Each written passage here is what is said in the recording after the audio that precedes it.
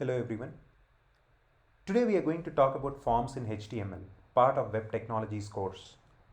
In HTML, forms are used to collect input from users. They are created using the form tag and its related tags input, text area, select, option, label, and button. Here is an example of a simple form with a text input and a submit button. This code will create a form with a text input field and a submit button. The action attribute of the form tag specifies the URL of the script that will handle the form data. And the method attribute specifies the HTTP method, either get or post, that will be used to submit the form data. The input tag is used to create various types of input fields such as text fields, checkboxes, radio buttons, and more. The type attribute specifies the type of input field.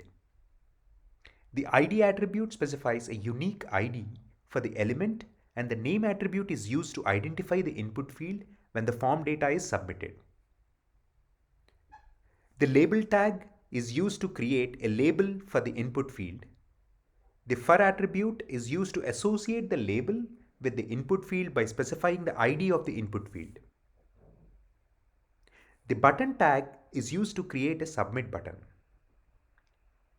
The type attribute is set to submit to indicate that the button is used to submit the form. You can also use the text area tag to create a text area for multi-line input. For example, this will create a text area where users can input multiple lines of text. The select and option tags are used to create a drop-down list of options.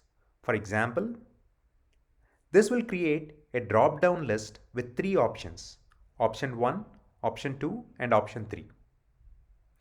It's also possible to use the CSS to control the appearance of forms, such as changing the font size, color, and background color.